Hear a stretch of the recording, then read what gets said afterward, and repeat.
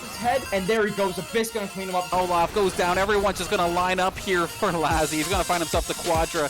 Give it to him. Pentakill. Priestley with the quad feet. Gets the ace. Available, just spin to win all over. That game was insane.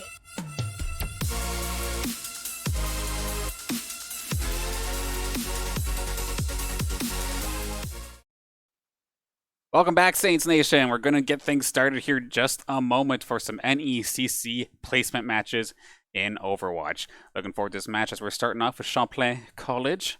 And my name is Danner Banner. Oh, geez. Let's start this off. I'm butchering my own name right off the beginning, but nonetheless, alongside me, we have Shadi Hanna once again. First time casting Overwatch in a little while. How are you doing, man?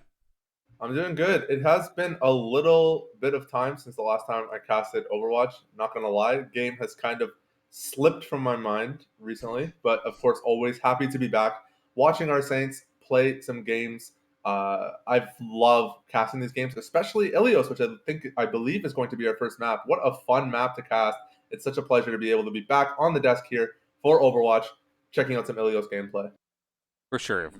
With the games that we did see during, it would have been last weekend, I think it was on Friday, we did see a lot of Busan to start things off. I think for the NECC, they strictly lock down which maps are being played each week, which is definitely interesting because in past leagues that we've competed in, it's been more so like not picks and bans, but like loser picks or whatnot, which does of course allow for counterplay. But now with having strictly which maps are being played with every single week, you can specifically set yourself up with a strategy, knowing that you can actually practice a strategy and it's going to get used, unless it's a situation where it's map number 3 and it only went to 2 games. But from what I understand as well here, because these are just the placement matches, there's technically a preseason match. But like I was saying in past NECC broadcasts, basically since NECC is rather new to the scene, first time this league's coming up, I believe, and they don't know everybody yet. So rather than randomly seed groups, and God knows what could happen if with randomly seeded groups, one's like the group of death and others are just weak, why not have a tournament for it or have a little bit of a round robin, see where you stand. So if you really care about your seeding, that's why these matches are happening. And let's just get to take a look at some of these new Saints that we have here in this season. Yeah, it looks like we have a couple changes here now on the roster. Some of you obviously will be familiar with these players, but let's give a big, warm Saints Clair welcome, whatever a Saint Clair welcome is, to Commanda, Kale, and Imp, who are all going to be new to the squad. I believe also you were telling me that Apostle switched roles. Is that correct? There was a couple different changes that did end up happening. Of course, like you said, Commanda, Kale, and Imp coming in. Commanda and Imp going to be taking up the support line for St. Clair. Apostle was originally playing supports in the last season, but that was never his main role. His main role was tank.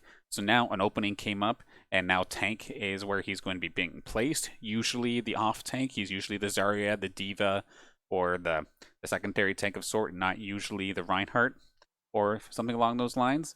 And then we have Kale, and Kale has been doing a solid job so far in the matches that we did see on Friday as well. DPS player, saw a good handful of McCree during those matches.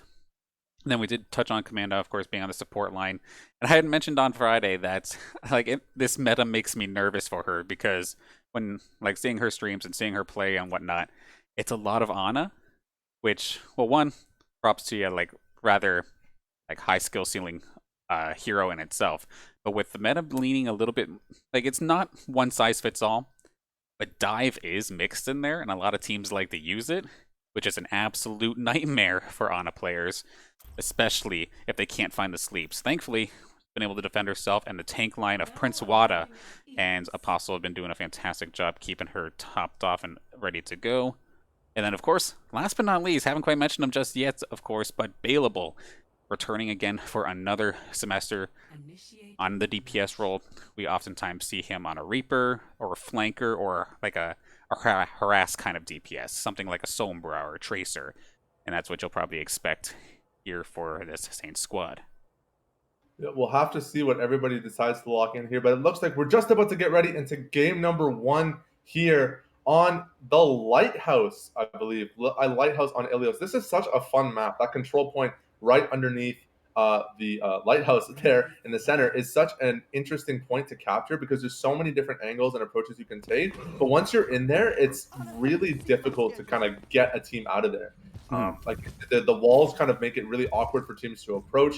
You're usually relying on your ultimates to make those pushes. So if you're stuck on the outside, you're mostly focused on ult charge. There's not really too much strategy that you can take to kind of force a team off there. You will obviously likely see a team abusing Lucio on this map, and we can already see Imp actually had the Lucio selected, just decides to debate me a little bit and swaps it over to the Brigida. So looking at the St. Clair lineup, we've got a lot of like squishy dive here with both Tracer, McCree, and Brigida here now in the front line. So some pretty low HP frontliners with this draft. Of course, the dive, as you were saying, we actually have the Wrecking Ball and the Roadhog together. It's going to be for a really interesting start. We can actually see already Prince Wada getting very aggressive onto Frosty in the back line with the ball there. Luxie's taking quite a bit of damage here in this first initial skirmish. Now inside the house, there's 3 go down on the side of St. Clair. Trading back 2, however, the fight is not yet done, but it looks like Champlain College is going to come up ahead in this team fight. Yeah, unfortunately, the Saints were a little bit, a bit of them was clumped up and then some of them were split off. I like the idea there from Prince Wada, who's been picking up the Wrecking Ball a little bit more often and went right after Frosty, but unfortunately was not able to really get back in time to help defend the rest of his teammates. And then you're mentioning the squishiness of this St. Clair squad. You bundle them up in a little house like that, and it's just easy pickings there for Champlain College, and they're going to be the first ones to get themselves an ultimate as well. It's going to be Magi with the bomb ready to go. Prince Wada going to go one-on-one here with the tank line, but just rolls himself away. Of course, more of a nuisance in regards to tanking, and actually bailable. Getting caught out by Frosty, actually. A nice little pick-off for Frosty there, and it should be possibly the flip around there for Saints now, as we do have Luxie over onto the Winston, but does get taken down by Kale. So once again, Kale picking up the McCree pretty much right off the get-go. But as we can see, the percent kind of goes pretty quickly here in these capture point matches, and that's going to be a rough one right there. Huge Graviton coming out from Lido, and it's going to really round up the Saints. Are they going to be able to fight back, however? We do have some mines available if Prince Wada could find himself a good position. Of course, that pillar being right in the middle of this fight could really allow Prince Wada to just absolutely bowl over everybody, but it doesn't really matter because nobody's on the capture point until Prince Wada actually going to maybe try and get the backdoor attempt. He does plant the mines as well to make it a little bit difficult here. Don't want the Echo to face check that, and that's exactly why Prince Wada going to find the kill. Saints are going to actually ninja flip this because of it, and now at least stops the bleeding for at least a little bit.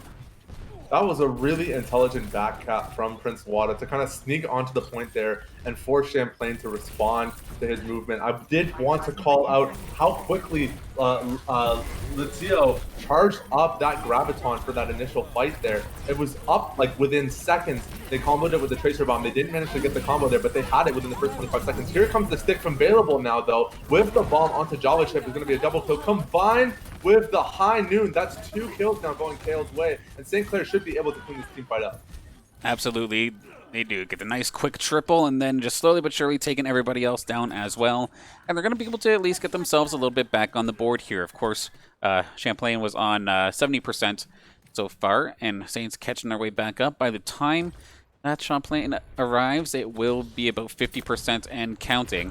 See if the Saints can hang on here, as we do see the Champlain squad going up to the high ground, actually, and that's where Prince Wada is going to meet Frosty once again, but some huge damage coming out from the blue squad. It's going to be able to Prince Wada to try and delay this as much as possible, but the Saints just melted. Oh my gosh, it's such an unfortunate position for the Wrecking Ball here on this map. You have a wall that you can swing through, but the positioning and like the awkwardness of the space to get the perfect 360 angle to keep spinning and spinning is next to impossible on that wall. So really unfortunate for Prince Wada to not able to find that location. He seems to be going for these flank plays a lot. He's always diving onto this Ana in the back. You can actually see him there. He is going in for it again. The problem is that as soon as he does that, his team is left wide open and exposed. It's going to take some kind of reconsideration here to reflect that strategy. But the Graviton! Oh my god, the Tio. And that's going to be the wipe, and that's going to be the game for Champlain College here. 100% secured on map 1. Lighthouse goes to Champlain. And of course, these capture maps are best of 3 in nature, so Saints are not done here for game number 1 just yet, but a solid job nonetheless there from Champlain, with Imp going down as quick as he did there in that last fight. Had the rally available, did not get pops, just instantly got taken down before he had the opportunity to even give the rest of the Saints squad that extra armor. So that fight just went absolutely kaput. Latio and Luxie too, comboing those ults with a combo that I don't normally often see. You don't usually see a Primal Rage Winston alongside the Graviton, but I mean that's what you had and you made it work. So solid job rather to Champlain. I was really hoping we would see Prince Wada switch to something Orisa or Azaria here to kind of give his team a little bit more frontline utility, but it looks like he's going to be sticking onto the Wrecking Ball for this map. We'll see how he manages to use it. Again, here he goes for that flank. We loves to see this initial engage, chasing down this Ada, going for that kind of assassination tank style. But we can already see this is the trade-off here, is that when you chive onto the enemy supports, your team gets rolled in the front. And we can see 3 kills now going Champlain's way without having a solid front line to hold the line for them. Available trying to do a little bit of damage, but does get stuck by the Echo, needs to come out and heal a little bit, reposition, wait for his team to regroup on point. But it looks like the point's already going to go Champlain's way, and they're going to start racking up some charge right away here on Well. It really feels like Saints just need to do something standard, whether it's like divey or just pick up the Rhine and just walk behind it, because this flank 2-pronged attack style is just not working for them. Time and time again, Frosty gets jumped on, then doesn't mind it necessarily. Jumps right into the middle of his team's like, okay, yes, you got the jump on me. You gonna come take us all on by yourself? What are you gonna do about it? And like the Saints then can't get anything done. And like you were saying, it leaves the front door basically open for the Saints attack. And they just get shut down right away. And again, support line instantly blown up here. Roy and Magi taking them down. It's just going to be a matter of time before everybody else drops as well. Luxie hanging on by a thread, but going to take care of Prince Wada. Saints, in the meantime, did actually ninja cap, so they're going to at least be able to get themselves 10% on the board and stop some of the bleeding coming out here from Champlain College. But now, Champlain's got it back again, and 40% and counting. Saints got to go back to the drawing board as they have no ultimates, but we see 3 on the side of Champlain.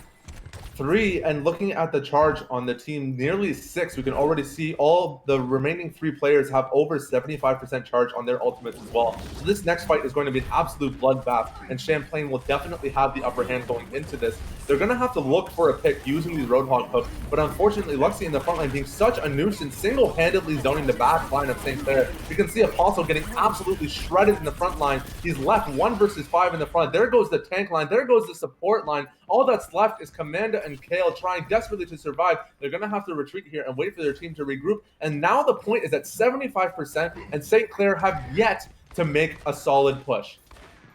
Like, I don't even know what you do if you're St. Clair in this position. Sure, you have, like, do you just nano boost whole hog? What do you do in this spot here? And it's going to be trying to go through Java Chup's rally as well. Commanda, again, just not getting any coverage in the slightest here. Luxie, time and time again, just dive bombing her and doing exactly what Prince Wada was trying to do.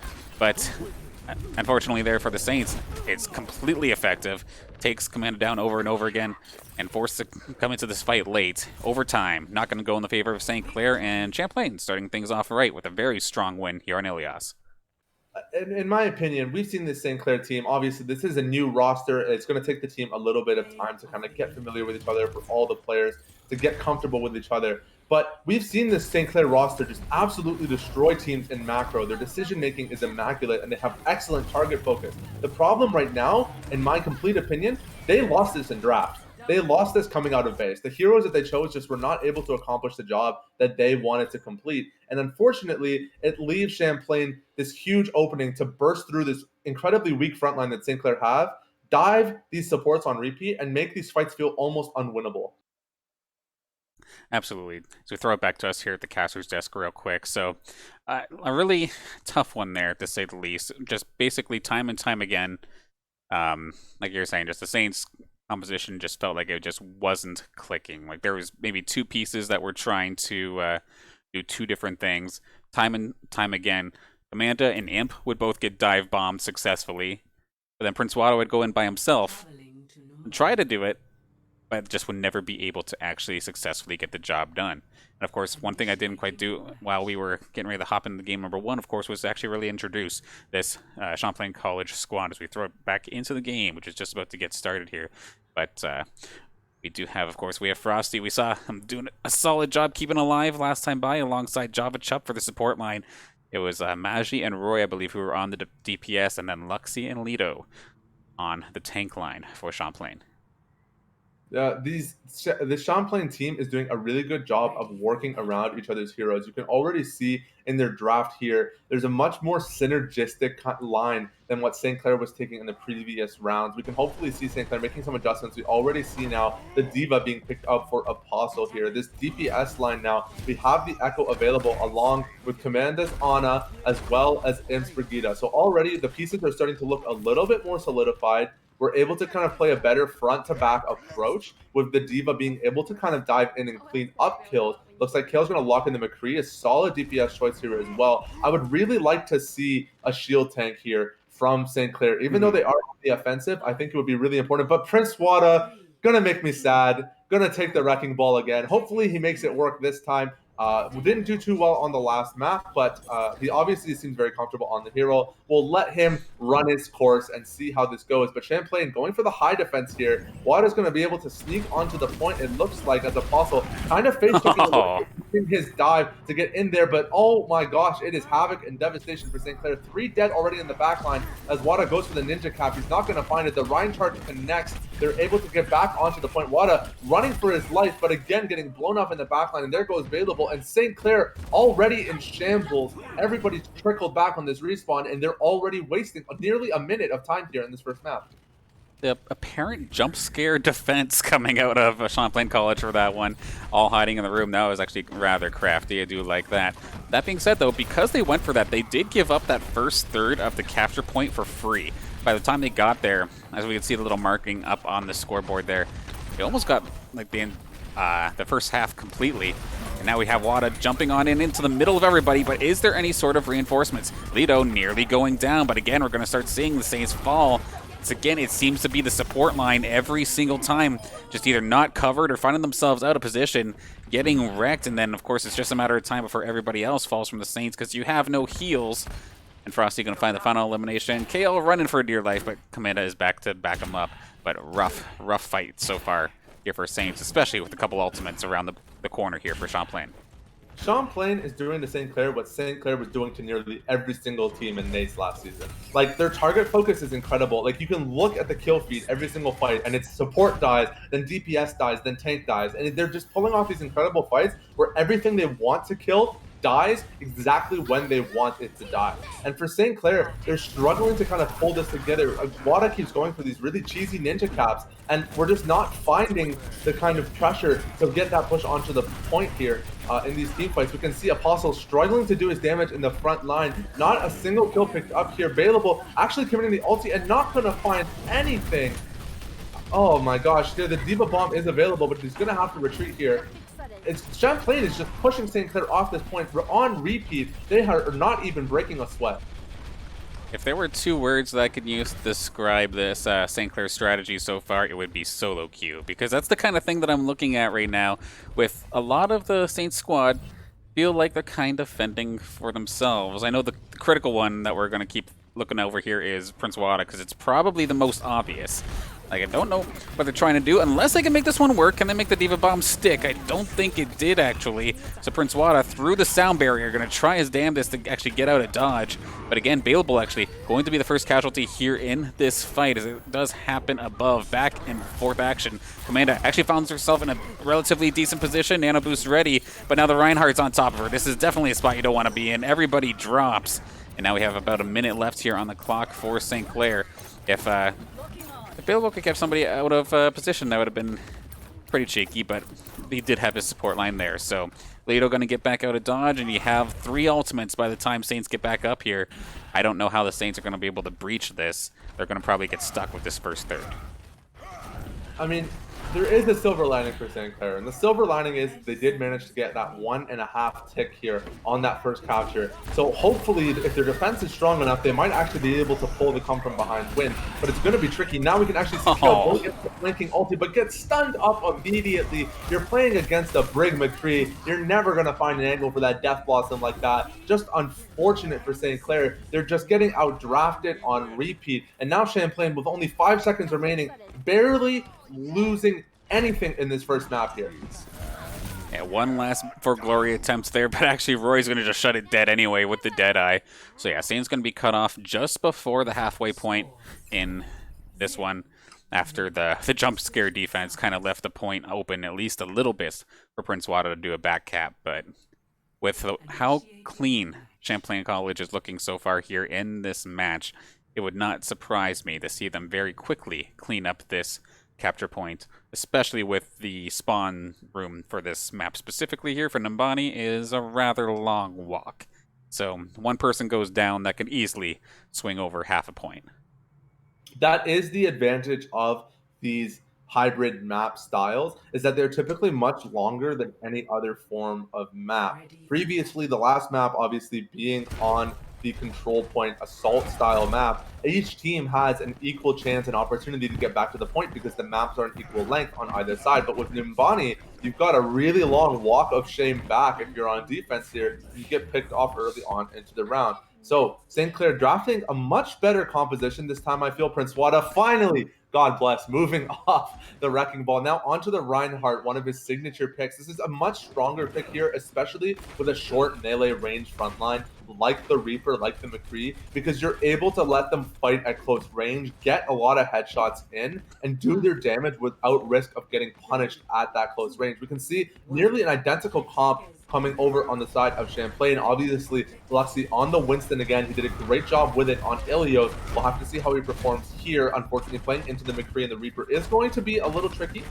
but if he plays well enough, you know, you can have these dive angles onto the support line. And Champlain already finding their way onto the point as 6 here. A huge team fight already breaking out early on into the fight. Look at that, Bailable trying to get his damage in there. Actually does manage to find a pick onto Lucio. Kale now cleaning up Luxy, and St. Clair holding a much better defense this time around. Second kill goes to Kale, now picked off onto Roy. And St. Clair sending Champlain home. Gonna look for that last little kill there, but I don't think they're gonna find it. And unfortunately, Champlain, that first fight did not go the way they intended. Yeah, it's just an ult builder, to say the least, there for the side of Champlain, but a solid defense there for St. Clair. And like you were mentioning before, this team composition just feels so much more at home here for the Saints, and it's just so smart. Of course, you got Coalescence now coming out here from Commanda, going to be able to just fly through everybody alongside the Shatter from Prince Wada, clean it up. That's going to be a nice quick triple there for Prince Wada. The team is wiped or running away. So 2 strong defenses, but they did have to use 2 ults, and we're probably going to see Champlain come back with about 3 by the time they actually start really engaging. Champlain's coming back with 3, but St. Clair is still holding on to a number of ultimate abilities. Oh my gosh, it's hard today. We've got Bailable on 95%, Apostle nearly at 100, Imp is very close as well. So this fight is going to be a little bit of a bloodbath. It really depends on who can snap that ult. There we go. It's going to be Bailable. There's the Death Blossom. But Frosty with the Coalescence, 2 kills now traded back onto the Moira. Lucio is going to find a pick onto Prince Wada, and this is looking doomed for St. Clair. 3 kills now going the way of Champlain. Nothing traded back in return. We can see Apostle diving back onto the point, but it's too late. The point is capped, and Champlain picking up the 2-0 victory against St. Clair College. Gosh, that just took a turn there with, it looked like Bailable was exactly where he needed to be, and I think that's going to be shown right here in this play of the game from Frosty. But yeah, Bailable was right in where he needed to be with this Death Blossom, but the Coalescence already being popped, able to keep his entire team alive. You see so many red health bars actually there, but Frosty able to keep them all topped off with that Coalescence, while also finding 2 eliminations in the process. Beautifully done there for the side of Champlain and for Frosty specifically, as we throw it back to us here at the desk. Now, one thing, I'm just going to pause for the briefest of moments, because for these placement matches, if this was a best-of-3 series, then yes, the game's over. This one goes over to Champlain College. But because we are trying to do stats by win differential, I think that the NECC recommends playing all 3 matches regardless of if it would have ended in the best-of-3. So right now here for Champlain, they're definitely taking home the W in this match. But can Saints pull one and try to get themselves at least 1 win here? And it looks like it's going to be Route 66.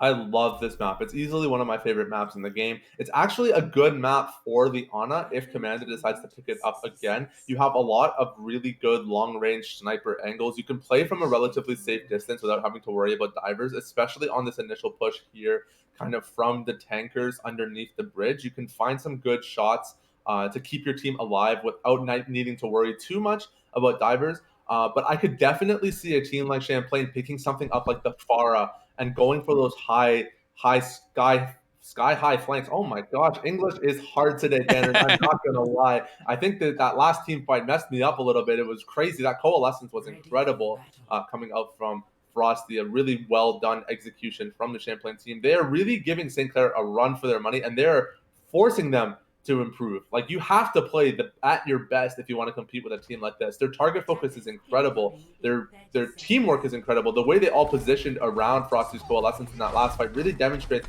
how much they trust each other as a team. And I think if anything, this is a great learning opportunity for St. Clair to see how a team like this competes and just going into your next game, apply literally everything you're seeing them do because they are playing this game wonderfully together. Absolutely. That's one thing that does get me excited for the rest of the NECC placement matches and then the regular season itself, because we've seen a solid mix of talent here. There's been, last week on Friday, we did get a little bit roughed up in the first match as well, but then we were able to get one back. So back and forth season we very well may have here as we see another jump scare defense coming out here from the side of Champlain. Gonna find Kale nice and quick. Of course, Saint's going to be on the attack to start things off. Bailable going to be picking up the Widowmaker and going to make it work, at least right now, up against Luxy. Does find him. Of course, Kale got picked off, but is back in action. Bit of a flank attempt, but Lito's going to be right there to try and defend the rest of the team. And Saint's kind of being held at the transport containers as they look to try and push this cart. They finally get themselves an opportunity. And I will say this, I'm happy to see that Prince Wada, even though this is a map that maybe could have used a Wrecking Ball in regards to like being able to take the high ground and jump and interfere with everybody up on the high grounds. I'm kind of still happy to see the Reinhardt come out, just in terms of the same style. Yeah, for sure. And on the last map, we saw, even in the short game that it was, the Reinhardt pick made a huge difference compared to what the Wrecking Ball was able to provide for the team comp. It's a much more solid pick. This Bastion, getting committed by Frosty, is going to completely dominate this fight. Roy with the triple high noon kill. Champlain just wiping the floor with St. Clair here on this push. Champlain did a really good job of taking that initial aggressive setup because they know how far ahead they are in tempo, not just in game, but also kind of mentally and emotionally coming off of a 2-0 win on the last two sets. Taking a play like that is a really good way to give yourself kind of a mental edge because you kind of tilt the enemy team a little bit by making them to start off on the wrong foot. No one wants to come out of base and immediately enter a gunfight, and that's exactly what Champlain forced them to do. So really smart tactical move from Champlain. You can already see now here, another fight breaking out. Luxy diving in a little bit, forcing out the Diva Bomb from Apostle. The coalescence from Commando also being committed. Prince Wada has the Shatter available, not looking to use it here. He wants to wait for a better opportunity, maybe combo it with the high noon from Kale. We can see 91% charge up on that ultimate. This next fight is going to be crazy, but Bailable with the Hanzo finds the snipe, but Luxy again in return trading with an ultimate on the Commando. St. Clair though finding a much better team fight here. There's 5 kills going the way of St. Clair, and it looks like they're going to be able to get this payload moving a little bit more. All right, so that first checkpoint could be right around the corner. Them just lining up here. Bailable picking up the Hanzo is definitely doing a ton of damage. And Kale as well, and the rest of the Saint squad all there to follow up as well. I think Commando might have been the only one who went down after a solid little boop there from Trax, which actually that's one thing to note, as there was the substitution on the side of Champlain. They never would have guessed with the way they've been playing so far. Dragon Strike is going to just get whipped out willy-nilly, and it's going to get absolute, or no, not absolutely nothing. It does take Luxy out, at least getting him low. Deadeye available here for Roy, and one thing you have to be very careful about is the wide open nature here of this map. If you're stuck on the street, you have to either use those transport boxes or hop into the gas station or something, and it's just a little bit tough if you can't quite get there.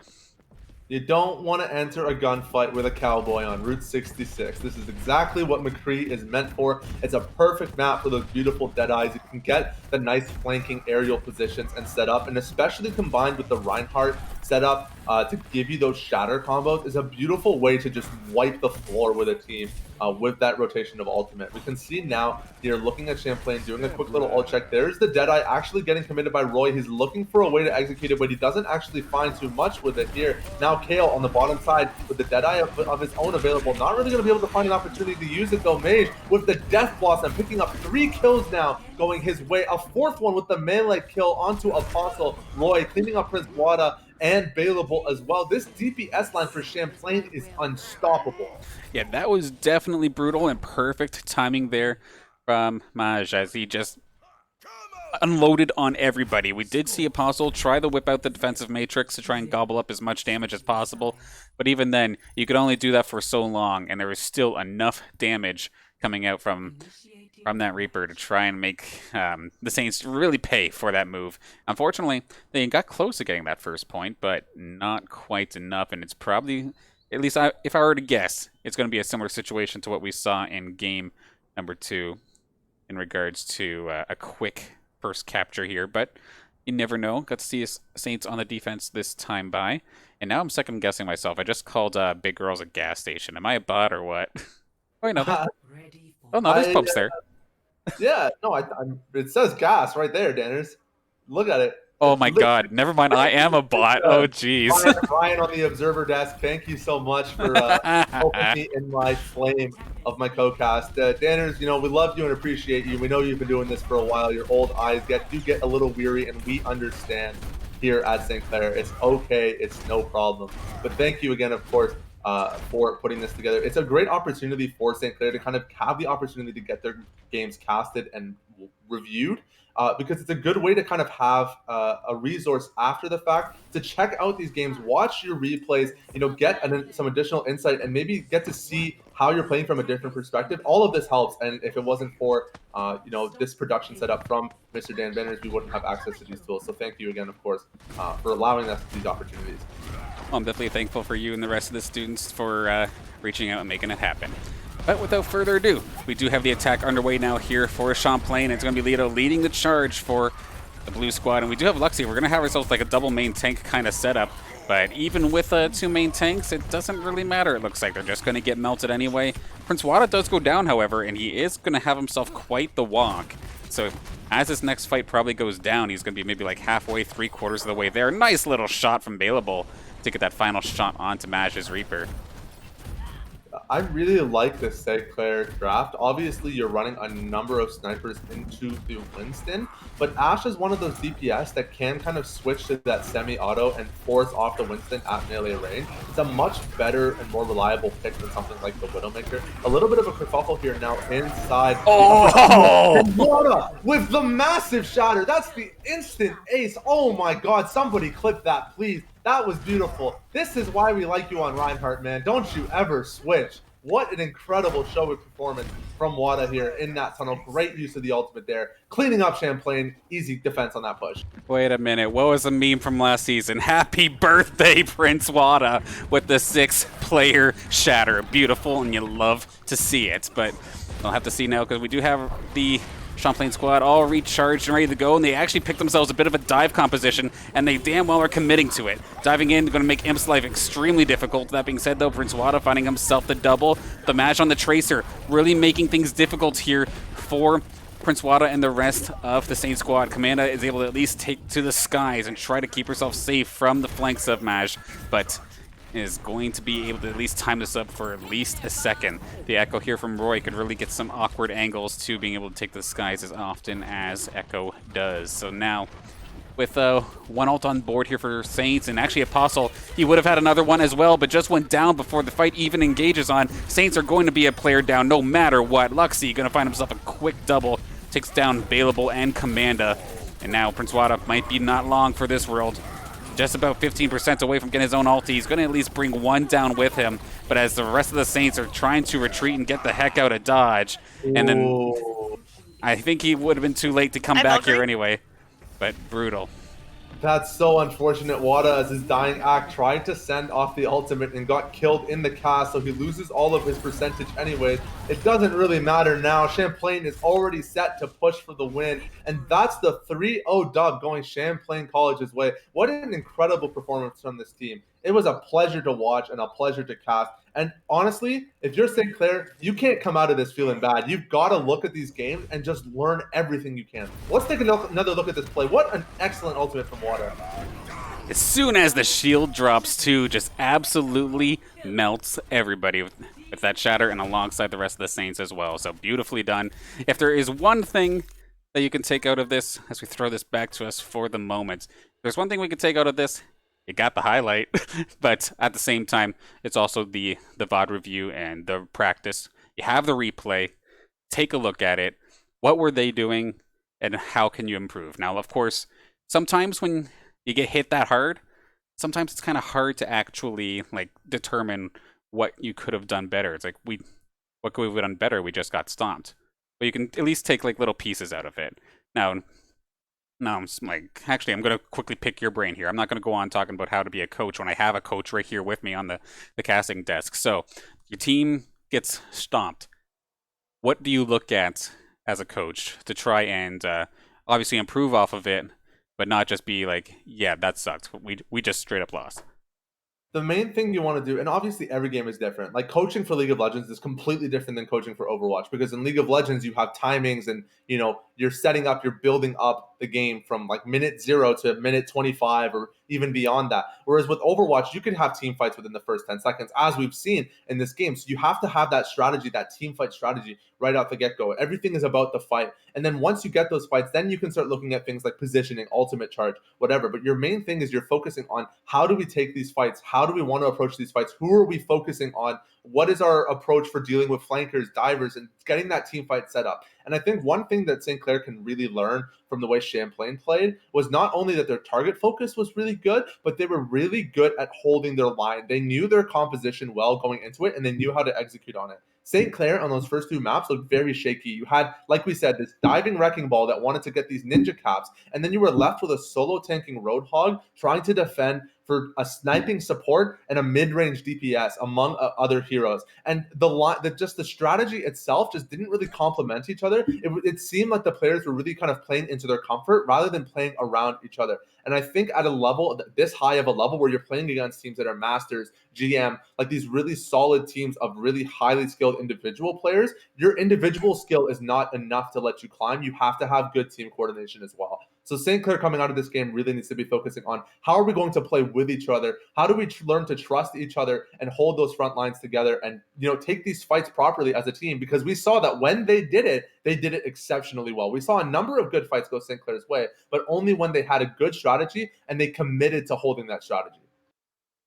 Absolutely. And then just to reiterate what you were saying there before, like your comfort picks, they might take down a lesser team. A team maybe got like just got started or something. But yeah, with the teams that we're going to be seeing here in the NEC or NECC, as we can see there with Champlain College, that's not going to fly. So looking forward to seeing what the Saints end up pulling off here moving forward. Of course, technically, this isn't even the last game they're going to be having here tonight. Of course, 7:30. We do have another match here for the NECC placements. But, of course, very similar to last week, actually, where last Friday, they really got hurt in game number or in the first match. But then they came back in match number 2 and just absolutely smoked it. So I'm very curious to see if they'll come back guns blazing, so to speak, here for the next game. Of course, 7:30 is going to be the scheduled time for that next match. I do believe I have the schedule for exactly who we're up against. I'm just going to double check real quick. But UTB something, I'm getting baited here, so I'll figure that out real quick here. But any final thoughts in regards to this this matchup with Champlain? It's a learning opportunity, Danners. That's all there is to say about it. You can't come out of these games feeling all down and beating yourself up about it. You just got to keep your head up and look to the next game, especially when the next game is barely 2 hours away. You got to take this time, come out of it with a positive outlook. Think about what you can do to improve for that next game and just practice. I really hope this team hops into a couple comp games or QPs or scrims or something before their next batch. Try to get as much practice in as possible. because the more time they spend playing together, the more they'll learn to trust each other and follow up on each other's calls and play. And the more times we'll see those beautifully executed team fights. I want more shatter clips, Wada. I hope you're listening, Corey. I want more shatters. I want my timeline to be polluted with Reinhardt. So please, please figure it out and make it happen, because I'm more than happy to watch that on the main screen again. Absolutely. But of course, we will see that in just over an hour's time. 7:30 is the scheduled time for the matchup. UBC Okanagan Esports is what we're going up against. I probably butchered the name, but I mean, how many different times or how many different ways have I said Champlain so far in this broadcast? Who knows? But I love it. It's great. It's awesome. Not triggering you in the slightest. But then also, but other than the match happening later on tonight, I do also want to take a quick look at the schedule for the matches that are coming up in the next couple days. Tomorrow, 7 p.m., we're going to have ourselves some R6 Collegiate Championship match. We do have the City College of New York Esports Club. That's what it was. I had to quickly double check myself with that logo real quick. But yeah, Rainbow Six Siege action at 7. Then on Sunday, we are back with the Face It CSGO Collegiate Contenders. Then Monday, League of Legends action returns. Upsurge Minor League. Shadi, we get to go see your team in action once again. 8 o'clock on Monday. Tuesday, you're actually going to get yourselves 2 doses of Counter-Strike this week as NECC Esports has their second week of action. First week happened, of course, last week. The seasons are just all over the place. You should see my calendar. It looks like visual diarrhea. But then lastly, that we have here so far, but it's not going to be the last bit because, of course, like I've been saying before, this week is the starting of one match every single day until like the end of April. We're going on a grinding spree in regards to casting matches. But for now, from what we can see, Wednesday, 8 p.m., we've got some Hearthstone action up against York Esports. That's going to be fun to watch. It was unfortunate that the last cast didn't manage to happen. There were some bugs with the Blizzard software, but I'm really looking forward to getting back into casting Hearthstone. I mean, as much as I've kind of moved away from the game a little bit personally, it's still a fun to cast card games here and then again. It's just a really kind of chill, relaxing experience. The team fights aren't chaotic because there aren't any. You just get to vibe out and watch some cards. So if you're like me, you want to chill out, enjoy some good card game action, make sure to tune in for that on Wednesday night because I'll be here. Absolutely. And you don't have to be a rap god to actually call out all the action in Hearthstone. That being said, you'd be surprised though. Or not, you'd be surprised. Use at home would still be surprised, of course. But with that, we're going to close out here for now, take ourselves about an hour for a break, get something to eat real fast, and then we'll be back for match 2 of this Overwatch NECC placement matches. Of course, real quick before I do close out, I almost forgot, of course, let's do a couple thank yous. Big thank you, of course, to the sponsors that make this all possible. St. Clair College, Zeckelman School of Business and Information Technology, PC Outlet, St. Clair Alumni Association, Tim Hortons, and the St. Clair SRC. Also, a big thank you, of course, to Shadi for once again commentating, and then to Ryan for his first time doing some observer work for us today. Thank you so much for doing so. Fantastic job. Look forward to having you on again. And we'll probably have you on a little bit later on tonight. So we'll have to see there. But as you can tell, I'm running out of gas. Got to get something to eat. So we're going to throw it to a bit of a break here. Got ourselves an hour to kill. And we'll be back with match number 2.